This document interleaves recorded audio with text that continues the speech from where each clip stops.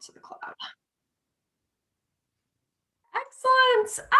All right. So excited to be with you today, Nick. Oh my gosh, I'm so excited, so grateful. Same here. It's amazing how our paths crossed on Facebook, just through the mutual friends posts and stuff. And then we're like, all right, we need to connect because we definitely resonate with each other. Yeah. Our vibes are very similar on similar missions. And so glad that we were able to connect.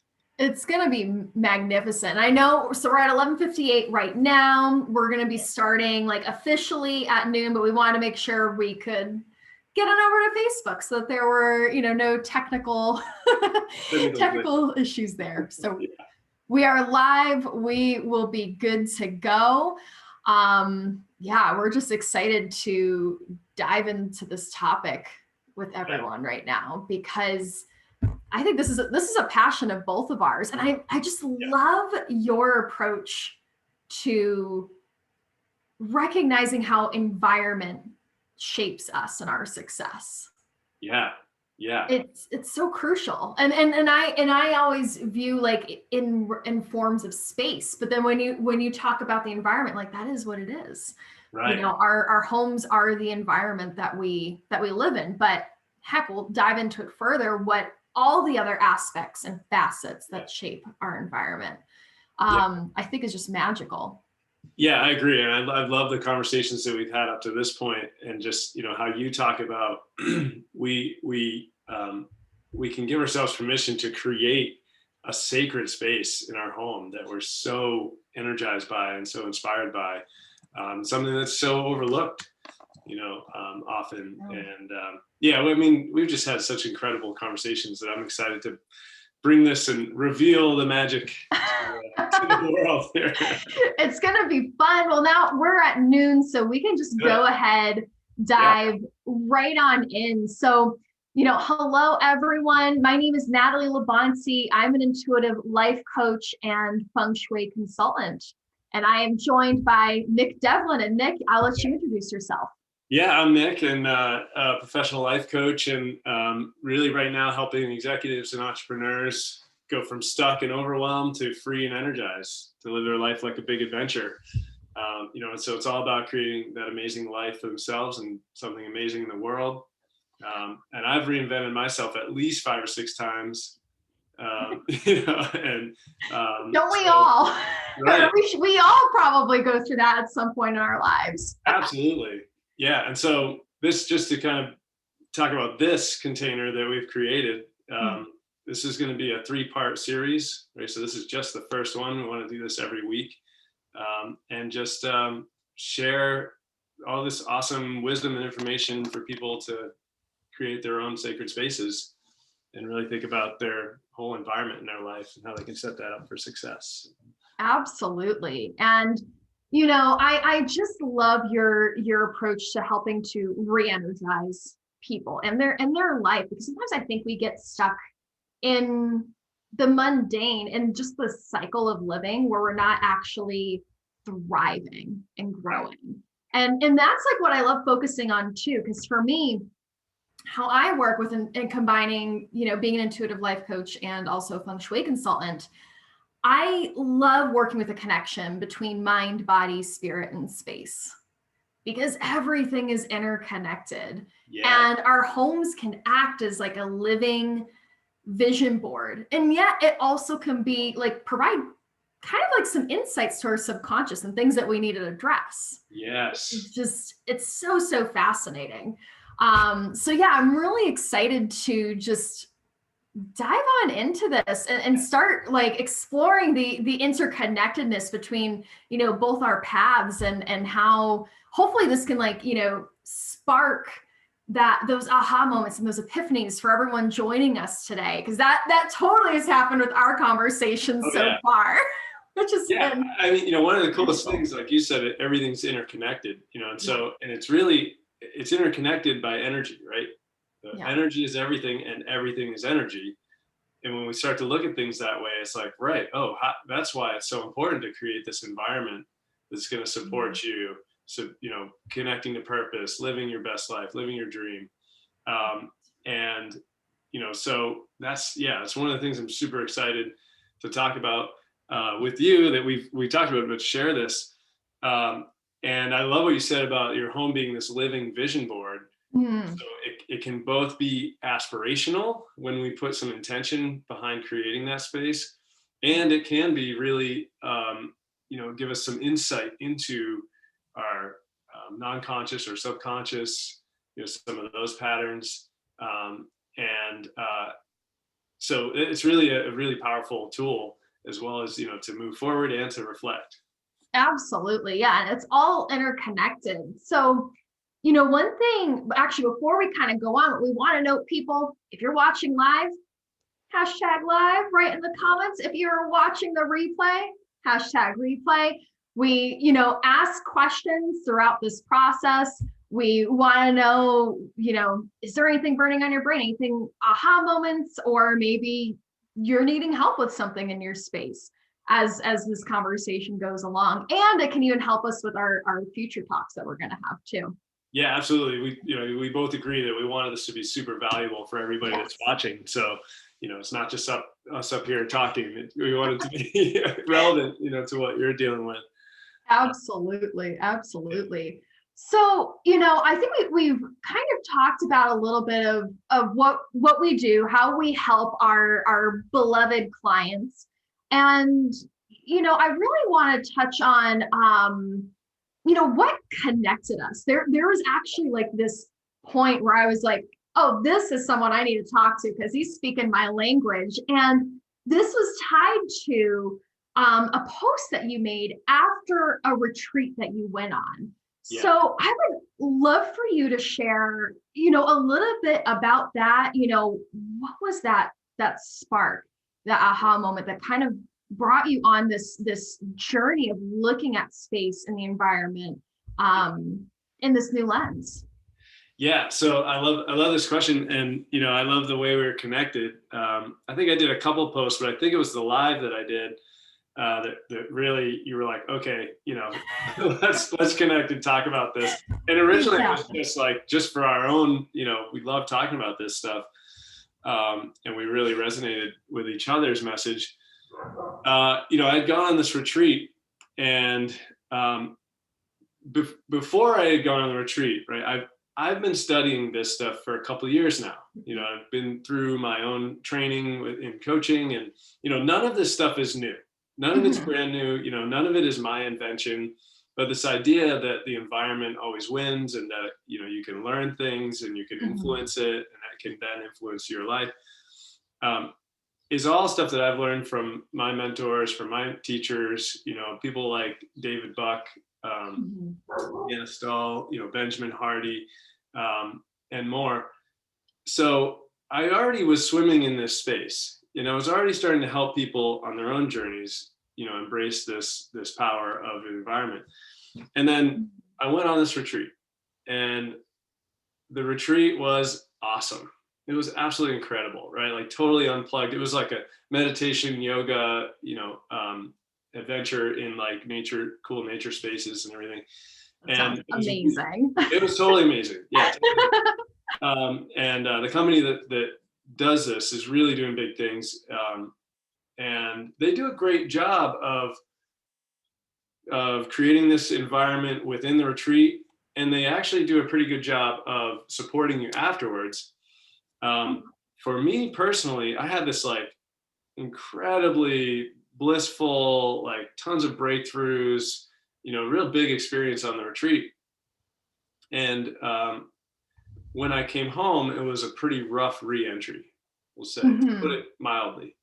Like, whoa, real life, and I was kind of confused and frustrated by that.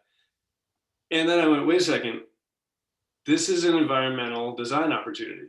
Like this is the big aha that I had coming home was I was in this intentionally created, crafted environment that supported me, connecting with my higher self and being at peace and doing all these amazing things. And then I just thrust myself into a different environment, right? Which happened to be my home environment, my, everything that was happening, that was waiting for me when I got home, we'll say. And it was a different environment. Therefore, I started acting differently. And so it was a big realization, and I made a post about that, and that's how we ended up connecting. Yes. And that is a powerful realization. Like for anyone who's watching, if you haven't, been on a retreat yet, when you go on one of those life-changing retreats where it's like epiphany after epiphany, and you're like, oh my God, I see things so clearly now. And then you separate from that environment. Then you kind of get back into the normal cycle of things in your home. Yeah. And it's easy for that to kind of take the back seat. You have your notebook and all the things that you learned. But then it's a matter of, well, where can I put this into action in my life? Because I think we all want to implement those aha moments that we have. Yeah, totally.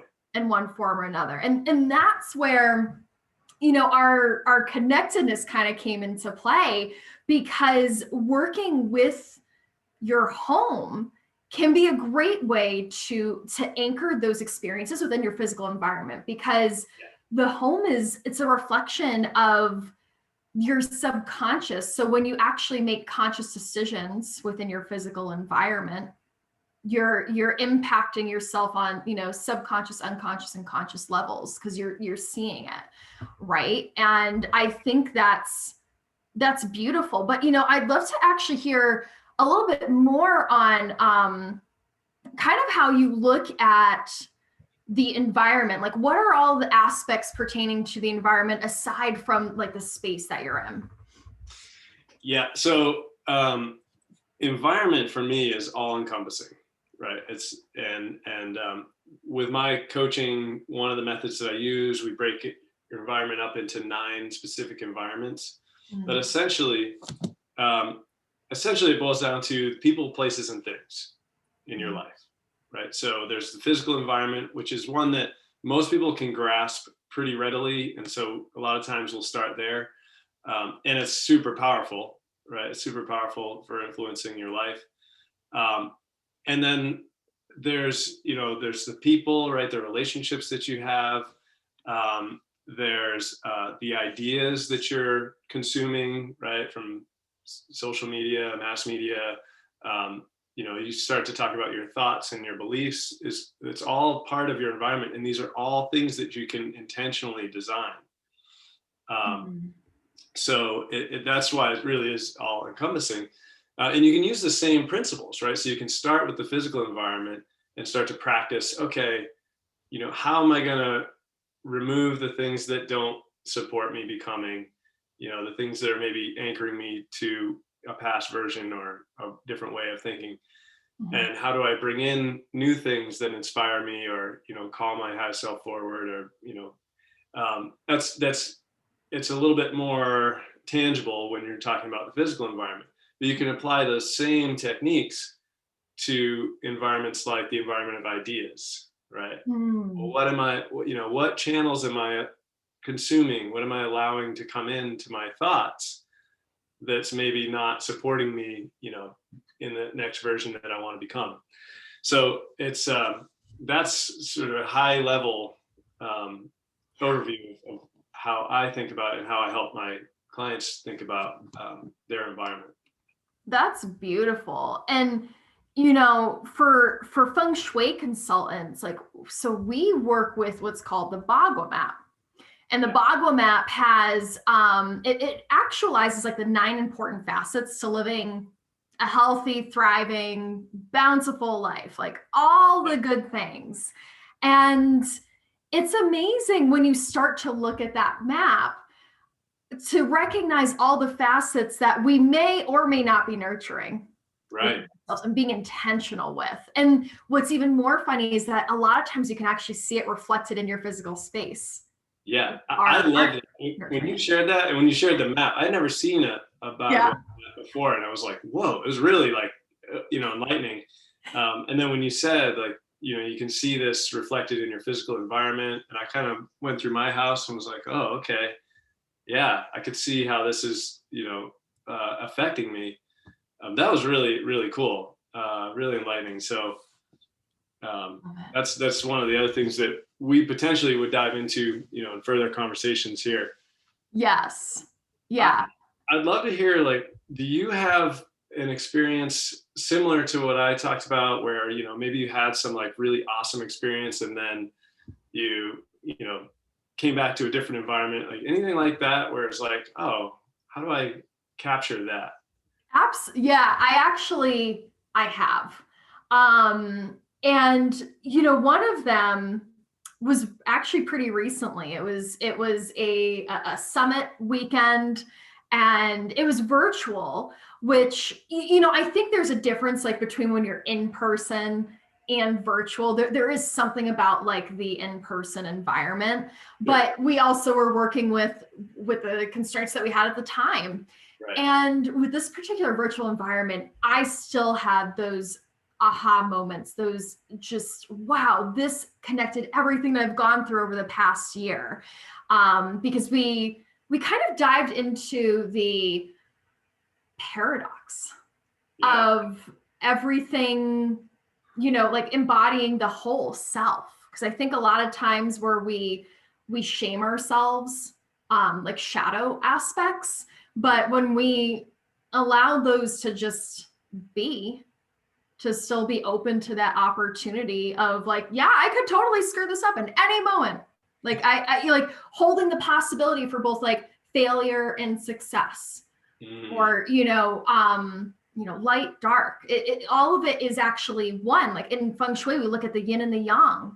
Yeah. Yin is the feminine, receptive, introspective energy, and then yang is that active, masculine, passionate energy. But you can't have one, like just one without the other. It just, when you bring them into wholeness, that's what matters. So I share that with you because in this particular summit weekend, it was one of those moments where it's like, oh yeah, like this is exactly what I've been kind of going through this whole year. It just was that aha moment that I needed. And then afterwards, I kind of, put the notebook aside and it's like, oh, I'll start like looking at all like the, to-do lists a little bit later on this week. And then, like a week goes by and you're like, oh, I only like maybe did one of those things, However, I think this is where then there's that balance between like having mindful self-compassion, that we're all human. We do have our lives, and yet also recognizing, well, where can I make sure I'm getting the most value for this? Because it's like, I paid for it. I want to ensure that I am really taking these insights and takeaways, into my daily life where I can. So yeah, it tied perfectly with what happened to you because it was one of those moments where I realized I'm like, oh, I actually didn't really consciously set up the environment thereafter. Yes. To nurture this. I love that. I mean, there's so much in what you just shared in your story. That's exactly what we're talking about, right? This like connectedness, the yin and the yang and the wholeness, the fact that there is a half-life, right? There is like kind of a timer on, if you will, from when you have this amazing experience to, be able to capture all the value from it. Right. And I think there's huge opportunity in the world today because there's a lot of these events, a lot of people really sharing some amazing experiences and wisdom that then just kind of gets lost, right? When we get back to that old environment and the old way of doing things. And so I think we'll probably save some of the what and the how for later. Yes. But what I want to kind of look at now is one of the things we talked about coming into this first session was how does this relate to finding your purpose, right? Because you and I both kind of really feel this collective yearning for purpose. right, in the world today. One of the greatest gifts we talked about from the whole pandemic experience was a lot of people are having the opportunity now, maybe by choice or maybe forced, that they can rethink the way they live their lives. Yeah. Right. And they're like thinking about how can I really do something that's meaningful, that's fulfilling, that's, all of these different experiences from the pandemic have kind of shown that, life is not permanent, and that everything can change. And, and a lot of people are questioning like what's most important to them and how they align their values in their life to that. Yes. Yeah. And I think, this dovetails beautifully with the intentionality of living a purposeful and intentional life. And where having a space that reflects that intention that's like where the magic happens. Yeah. That's where the magic happens. It not only provides you that sacred sanctuary for you to have the respite and space to, rest, to rejuvenate, to be with family, friends, all the good things, but we can be intentional with our spaces in a way that really fuels our purpose and our desires. Yeah. And I think this past year, especially since we've been home a lot more, we're starting to see and recognize, like, just through introspection of what is and isn't working for us anymore. And the same goes for our spaces. Yeah. And I think it's so important that we give ourselves permission to really lean into these questions that come up. Sometimes I think we can become a little too practical and pragmatic, where we then say, well, that's just a dream, I'm going to put that aside and forget it. Your dreams are worthy of being nurtured. Yes. Yes. Yes. Exactly. Like you're worthy of nurturing your dreams. Yeah, it's so true. I mean, that's really like, we get deep quickly, but that's real life, people, right? Like it's not a dry run. Like, this is life. And, I think most of us fear being ourselves, right? Deep down is this fear of like, I'm not worthy to do these things, like you said, that I'm dreaming about. I'm not worthy of being myself, expressing myself the way that I want to, all those things. And that ties directly to a sense of being worthy to create the environment that's going to support you being that. Right. I mean, that's, when we really get down to it, that's the starting point. Yeah. Oh, yes. And my God, like I just love our conversations, because we always just have these like juicy moments where it's just like, oh gosh, like truth bomb right here. Truth bomb. Boom. Oh my gosh. And I think what I want to note, especially from this, is I do firmly believe that all of us have purpose. Yeah. And even no matter what job you're in now, no matter what your career is now, even if it's not what you want to be in long term, there's a purpose to it. You are serving in some form or another. Yep. But then where the magic happens is where you can look at your gifts, your passions, and your values. Yes. And bring those together to start cultivating an intentional career path and calling. Yes. And again, that's where the environment also comes to play in supporting that. Yes. Who you surround yourself with, because when you decide where it is that you want to go, and actually I'll say this as a Feng Shui consultant, that's always the first step, is setting the intention. Yes. Because working in your space without a clear roadmap of what it is that you want to experience in your life, it's just going to create kind of more of the same thing because there's not that intentionality.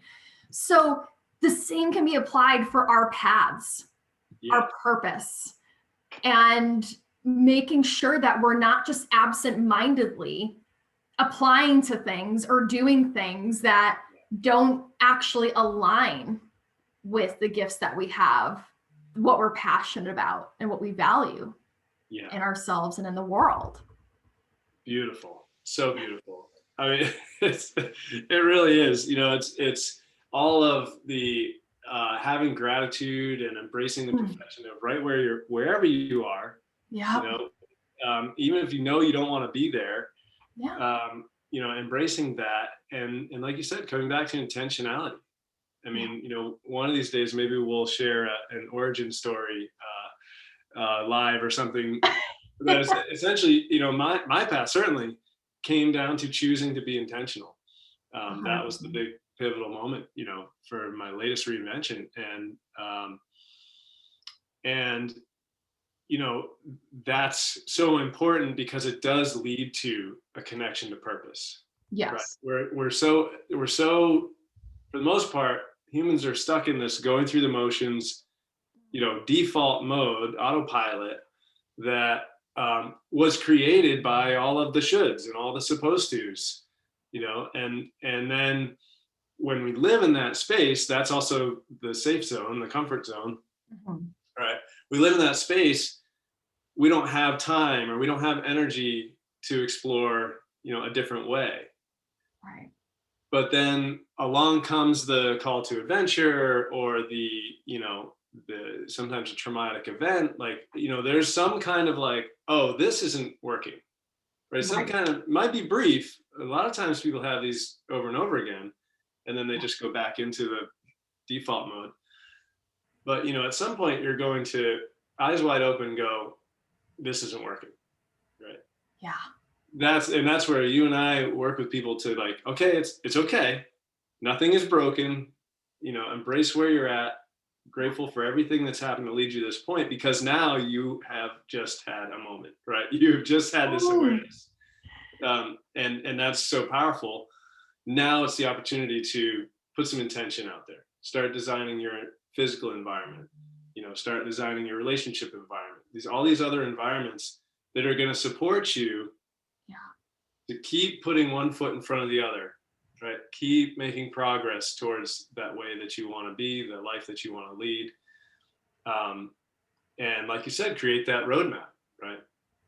I like the term treasure map, because like a roadmap to me is like, here's your GPS, you know where you're going, just follow the blue line, you know. But a treasure map is like, am I gonna have to crawl through alligators? Is that what that is? Like, I can't, you know, the line's kind of dotted and there's a broken bridge over here.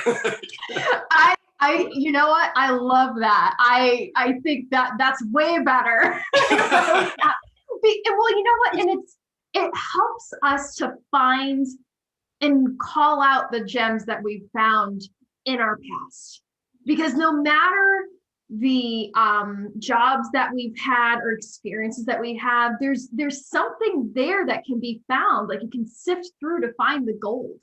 Yeah. And that you can then bring forward into the rest of your journey. Yes. Because we're meant to evolve, but a part of the evolution is also embracing where we've been, because that's embracing the whole self. When we cast aside those aspects and try to pretend like, well, that just sucks, that didn't happen. Oh man. Yeah. We're not working in that holistic sphere. Yeah. But take what, like, yeah, and it's just taking the gems that you can find from that beautiful treasure map, even from those murky alligator-filled waters and stuff. Right. That's where the most precious gems are buried, I promise you. I mean, it's so true, and we all do it. You know, I do it. You know, and I know absolutely. That, right? But I do the same thing. You know, I get stuck in that that sense of like unworthiness, or you know, and that's again why it's so important to create the environment, right? Yes. And when you have an inspiring environment that's got all these reminders of like who you're becoming and what you're going to have to face, you know, on this perilous journey through your treasure map. You know, one of the most important environments is the people environment, right? Is the relationships that you have. Speaking from very direct experience recently, I was in a bit of a valley, and having people like you, having people like my coaches and the people I have around me, I have very intentionally curated that environment so that when I'm in the murky waters, wrestling alligators, I can put my hand up and someone's going to pull me out, and go, hey, you're on the path. Here you go. That's beautiful. And I love how real and authentic, how courageous you are just being you. And that, I think it's important for people to know that us coaches as well, like, we've been through the human journey, and we still always experience the human emotions that go with that. Like, yeah, it's funny. I actually shared this recently in a post, but a few years back, I found a journal of some nature that said I wanted to release all fear and doubt. Yeah. And now it's funny that I look at it now, because I'm like, those are natural. Yeah, it's like, I mean, everything, emotions are temporary, and they just give you information to where you are at that moment. But it's ultimately temporary. But also knowing that, we have that shared humanity. Yeah. Of we all have those moments where we're kind of in the lower part of life, but then when we surround ourselves with the environment of cultivating that tribe that can lift us up, I mean, there's nothing more beautiful than that, because then you may be that person for someone else when they're in their lowest low. And that's how I view coaching, right? This path that I'm on now, like it's not about me, right? I mean, I'm in a physical form, and so I have to, figure out how the finances are going to work and how to build this business and everything. But ultimately, I feel like I'm a conduit, right? I'm here. I now understand, okay, how to help people on their path of becoming. I've lived a lot of experiences in that realm. I'm still living that, I'm still on that edge. And you're right. I mean, as coaches, we're here just as like Sherpas, or I was talking to someone recently who introduced the term legba, which is a really cool, like from the like Voodoo tradition, which is what we would call voodoo. Yeah. Essentially, a legba is that like spirit guide, right? Someone who's like, hey, it'll sit with you and be like, I think this might be the way, right? Check out this path. Like, it's essentially a coach. Yeah. And throughout so many traditions, there is that, that medicine man or medicine woman or, legba or guide or whatever. And that's what we're doing. Absolutely. We're not above it. We're in it. We're with you. But we do have some great tools and some great approaches to help you, like creating your environment. Absolutely. Some of those truths that have been shown to us. And one thing I want to touch on too, I know we're getting close to the 30 minutes, and I can go over a few, but is this idea that you're never going to like completely eradicate all the fear, all the worry, all that, exactly. And it's really powerful. It's kind of, I'll try to keep it straight because it's a kind of a circular idea. Yeah. But there's no getting rid of that because it's part of you. Yeah. And it's part of the collective. It's here. So, when we say, I release all the anger, fear, frustration, whatever, like that, it is a part of our evolution. It's a part of us rising to, a higher energy. But ultimately, true harmony comes from embracing all of that and bringing it with, right? Yes. And so that's true for, fear. It's real popular, these days to say like, crush your fear, erase your fear, eradicate, whatever, right? But actually, all of that, in my mind, is a violent approach, right? So that's the approach of like discord and disruptive and disharmony, right? When we embrace that stuff and say, okay, what can you teach me? What can I learn? how can I then go serve others with this, whether or not you're a coach, right? Just with the way you're being, and interacting with people, that I believe is like true growth and evolution and, becoming. And then you're going to be faced with that every time you step out of your comfort zone, at that next level. A lot of stuff's going to come back. You might be better at handling it, but it's going to be there. So. Yeah, it's a check. I need to note, like, you hit the nail on the head. I mean, it's a part of the journey. And I really realized it last year when I decided to take the leap from my corporate job into my business full time. Yes. And there was a quote, and it was so funny. I got it at a shop like many months before. And I remember I read it and I was like, okay. And then I just like put it away. But then I found the quote around the time that I was making the decision to leave my job. And the quote was from Georgia O'Keeffe. And roughly it's, I've been terrified every moment of my life, but I've never let it stop me from doing a single thing that I've wanted to do. Oh my gosh.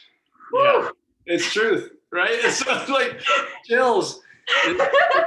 It is a profound truth that just, throughout the ages, like it's beautiful. And I love how it appeared in your life as like a, hey, look over here, and then reappeared right when you needed it, when you were taking that big leap. It's so true. And I remember I had people asking me, they're like, are you scared? And I'm like, yeah. Yeah. Of course I'm scared. I'm making this major life transition. It's natural for me to be scared because fear is a part of our survival mechanism to say, is this the right path to go on? But it's then a matter of being aware of what is the fear telling me.